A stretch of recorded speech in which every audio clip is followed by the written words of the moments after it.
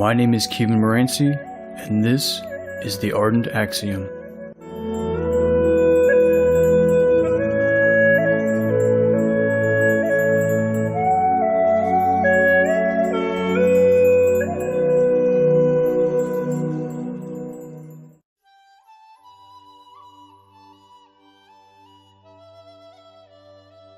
The mind withers and the soul may fade, but the heart will always beat in sync with the one who carries it. His light carries on, the life, the loss, and the love of Colin Madsen. When we first met, Colin claimed that he didn't have a cell phone, so our communication outside of in-person was solely by computer. He said he had no vehicle of his own, and the first time we hung out, he had to borrow his mom's little red car. We met up at Panera Bread along the boulevard. We started eating inside, but later took our conversation to the outside tables, so that we could watch the sunset. It was then that Colin first expressed to me his interest in traveling to Russia and studying their language. I remember explaining my dislike towards the idea, citing it a dangerous place. He countered that the land and culture were beautiful and fascinating. Back then, Colin and I were both men of a spiritual nature, budding philosophers on the matters of faith, mysticism, history, and the greater unknown. It was one of the things that connected us and often became the subjects of discourse. I can remember that night so very well. The sudden advance of cooler night air, the sounds of traffic along the boulevard, the waning sunlight, the growing illumination of artificial light all around us, the smell of fast food wafting from all the nearby restaurants. Colin had on jeans and a light-colored t-shirt. It was Hollister brand, if memory serves me. I asked him if he was cold, but he said he didn't get cold easily. I could remember his hair, short and light brown, messy as it often was, his blue eyes piercing through everything, always searching for truths hidden in subtlety, his notable height and the awkwardness that comes with it, his absent-mindedness, always getting lost in 1,000 thoughts he never got around to bringing up. I remember the way he would smile when he talked about the things he liked or the things that fascinated him, with a curiosity and eagerness that often lost to us after the innocence of childhood. Colin never lost those things. Later, after we called it a night, I made my way to my car in the parking lot and watched to make sure Colin got to his and that the engine started. As he drove out of the lot, I noticed he never turned on his lights. Moments later, and just a few yards down the boulevard, flashing lights illuminated the night, and Colin got pulled over. When I got home, I sent him an email telling him that I'd seen him get pulled over for not turning on his lights.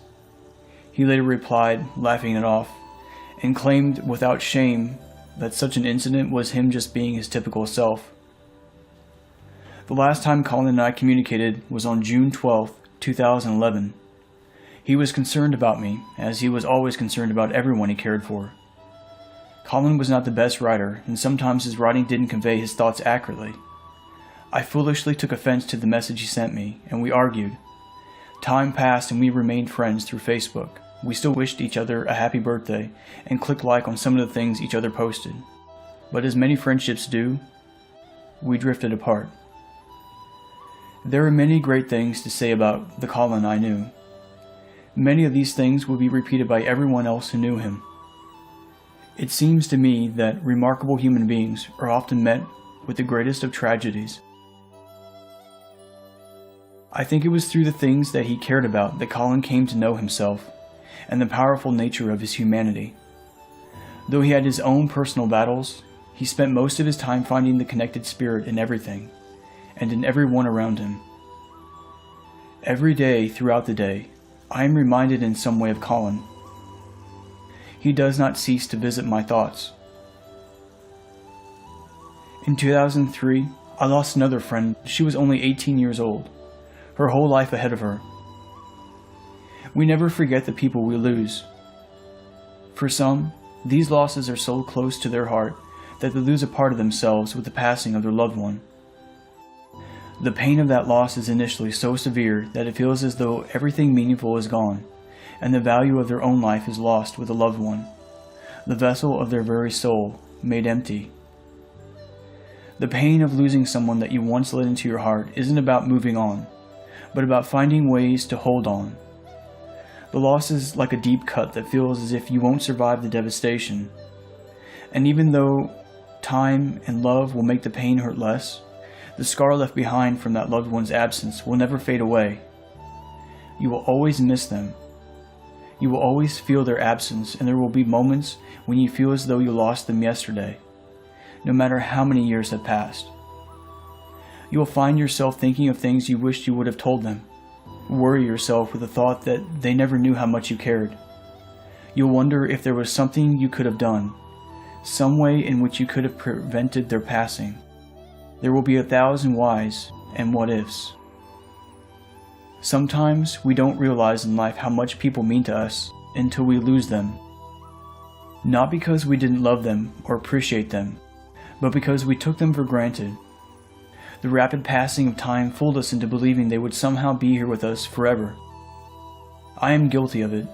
I can only assume we all are, and I think that's just part of being human. We honor the people we have lost by remembering them, and by living our lives the way they would have wanted us to. With someone like Colin, who had a sincere wisdom in his soul, I am constantly reminded of his thoughts on life, which is why I'm constantly reminded of him every day. Even though I've endured this awful experience before, and I know he's gone, and I know I have to come to terms with that and carry on with my life, I really don't want to. I don't want to accept that he's gone. I think I convince myself at certain moments that he's just off on some adventure somewhere out in the world simply because it's less painful than the truth. Even now, after the amount of time that has passed, I still feel shock and disbelief that it isn't real. I certainly wish it wasn't. The world needs people like Colin. We all need someone like Colin. Just because you know that you can't undo what has happened, it doesn't mean it makes it easy to accept. Colin once said to me that we should embrace our feelings, even the difficult ones. He said that even though it can be painful and at first thought not very useful, our emotions actually show us that we have something more than emptiness. We have light. Imagine life without your son. Imagine life without your brother. Can you imagine such a thing? Now imagine that at the age of 25, not only did he vanish, but that he was murdered in a land far from home. How would that make you feel? More than a year later, Missouri native and resident Dana Madsen Calcutt and her family have still not received justice for her 25-year-old son and my friend, Colin Madsen. He was a timid soul. Not the scared kind, but the calm and gentle kind. He could be described with the usual adjectives such as intelligent, compassionate, creative, loyal, but he was so much more. He had a way of seeing through the proverbial walls that people hide behind, and could somehow know people on deeper levels than most others are even willing to attempt. He was highly contemplative, lost in thought often, but if you sat down with him, you would find yourself in the midst of a deep conversation about a myriad of things ranging from the importance of protecting the environment to the interconnected nature of the universe and the meaning of life. His power of empathy surpassed that of many people I've met during my lifetime. His unapologetic need to know how you're feeling and his noble desire to make sure your spirits were up highlighted the type of caring individual he was. He was never remiss in his concern for all the living things he encountered, whether they be human, animal, or even plant. Colin was an adventurer, a free spirit if ever I met one, and traveled extensively throughout his life, visiting such continents as South America, Europe, and Asia. He spoke Russian and Spanish fluently, and was learning Japanese. He spent a lot of time exploring various wilderness areas, not just in his free time, but also worked to build hiking trails in Russia, and as a guide for inexperienced hikers. He was an activist for environmental protection, for which he received a warning from Russian police officials to stop participating in protests. I first met Colin when he was living with his mom in Jefferson City, Missouri. He spent some time as a student at both Elias High School and Jefferson City High School, as well as Terre Haute South Vigo High School in the state of Indiana. Colin was employed at Columbia College before becoming a Russian language student at Irkutsk State Linguistic University in Irkutsk, Russia in 2013, where he had hoped to one day work as a translator at the U.S. Embassy. Irkutsk is located northwest of Lake Baikal in the province of Siberia. Lake Baikal is the largest and deepest freshwater lake on Earth and one of Colin's favorite places to explore. Siberia is an extensive province stretching from the Ural Mountains east to the coast of the Pacific Ocean, covering an area of more than 5 million square miles. Colin was enthralled by Russia, with its vast wilderness in Siberia and the mix of cultures converging from various parts of the Asian continent. He fell in love with the land and the people. How tragic it is, then, that in the place and among the people that he loved would arise the tragic ending of his life. On the morning of March 27, 2016, in the resort village of Arshan, located in the Republic of Buryatia, Russia, Colin vanished before dawn. He had been staying in a cabin there while on a hiking trip. Arshan is a popular little town on the edge of Tunka or Tunkunsky National Park, located just 3 hours drive west of Irkutsk. In the days that followed, people began searching for him, including a professional search and rescue team, but no one could find any sign of him. On the 8th day of Colin missing, and after his mother had arrived to join in the search, Colin's body was found not quite a mile away from his cabin, under a tree outside the village. Aside from being accosted by the local police when she first arrived, Colin's mom became quite aware that investigators neither cared for her son nor were concerned with finding the truth of what had actually happened to him. When the Russian coroner released their findings, Colin's death was ruled the result of hypothermia and an accident. Though the medical examiners found no drugs in his system, the investigators continued claiming he was under the influence of drugs at the time of his death. The investigators also continued to slander Colin, trying to portray him as a worthless drug-using delinquent and immoral degenerate. In the months that followed, American medical examiners had reviewed Colin's remains and crime scene photos and found evidence of foul play. His body was still in rigor mortis when first discovered beneath a tree, a phase that takes place within 2 to 6 hours following death and typically lasts up to 18 hours but not more than 36, which means Colin was alive for most of the days he was missing. His eyes and mouth were open and his fists were clenched. He had wounds on his hands and markings on his wrists consistent with being bound or tied up. He had bruises all over his body and a wound on his head suggesting he had been beaten and hit in the head with an object. They also found markings around his neck consistent with strangulation with an object similar to a necklace he often wore, which oddly was in the possession of one of the officers who strangely pulled it out of his own pocket and handed it to Dana after Colin's body was discovered. According to the pathology report, however, strangulation was not believed to be the cause of death. They found signs he had been smothered when examining his nose, mouth, lungs, and heart. The report concludes he died of external mechanical asphyxiation, suffocation.